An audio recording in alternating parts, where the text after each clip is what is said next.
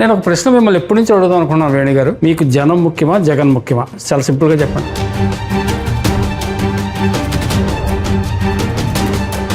ఈ మనసుకు దగ్గరైన ప్రజలకైనా ఒక మాట చెప్పి వెళ్ళారా రాజమండ్రి రూరల్ మీద? నేను కాకినాడ రూరల్ వెళ్ళిపోతాను, ఇక్కడ నేను పోటీ చేయను, మీరు కూడా జడ్పీ చైర్మన్ గా ఆర్యవటం అనే గ్రామంలో మీటింగ్ పెట్టి మీరు వచ్చారు. అదే దొమ్మిటి వెంకటేశ్వరరావు వీళ్ళందరి ముందు మిమ్మల్ని సాక్షిగా పెట్టి బోస్గా ఇంట్రొడ్యూస్ చేశాడు మా అందరికీ. ఇద్దరు ప్రత్యర్థులుగా ఉన్న వాళ్ళు కలిసి ఒక పోటీకి వెళ్ళేటప్పుడు ఇంట్రొడక్షన్ అనేటువంటి క్వశ్చన్ అరైజ్ అవ్వదు.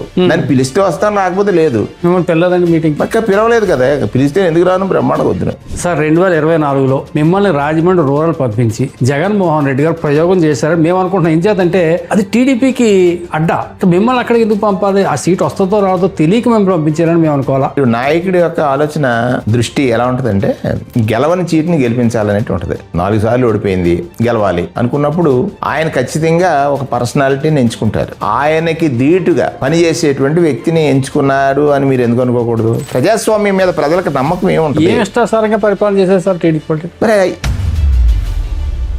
జగన్ హయాంలో ఎక్కడ అభివృద్ధి జరిగింది చెప్పండి. మీరు మంత్రిగా ఉన్నారు రామచంద్రపురం నియోజకవర్గం 4.5 సంవత్సరాలు 4 శాఖల మంత్రి దిగ్విజయంగా చేశారు. మీ పరిధిలో ఒక రోడ్డు చేశారు, కుయ్యేరు గొల్లపాలెం. అది ఎందుకు చేయలేకపోతే చెప్పండి. కుయ్యేరు గొల్లపాలెం రోడ్డు. ఇంకో విషయం సార్, మీ రామచంద్రపురం నియోజకవర్గంలో ప్రతిష్టాత్మకమైనటువంటి భీమేశ్వర ఆలయం ఉంది. దీపధూప నైవేద్యాన్ని సైతం మీరు సొంతానికి వాడుకున్నారు అని ఒక రూమర్ మీ మీద నడుస్తుంది. ఫస్ట్ రోజుని ఈ మంత్రి కొత్తగా వచ్చినప్పుడు వెళ్ళారు. 1000 కోట్ల అవినీతి జరిగిందంట. అసలు ఆదాయం ఎంతో తెలియదా గుడిది? మీ హయాంలోనే కోనసీమ అల్లర్లు జరిగాయి, అప్పుడు మీరు మంత్రిగా ఉన్నారు. అసలు క్లియర్ గా చెప్పండి, యాక్చువల్ గా అక్కడ జరిగింది ఏంటి? ఇది చాలా దురదృష్టం రెహమాన్ గారు. నేను ఆ రోజు విజయవాడ వెళ్తున్నాను. నాకు నల్లజర్ల దాటిన తర్వాత ఒక ఫోన్ కాల్ వచ్చింది.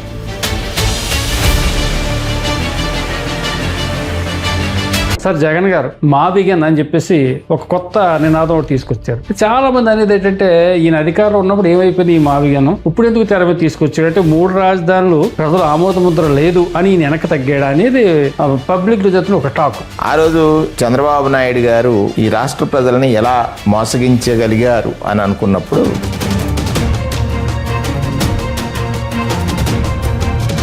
వీణాని వాడు ఎప్పుడు లొంగడండి.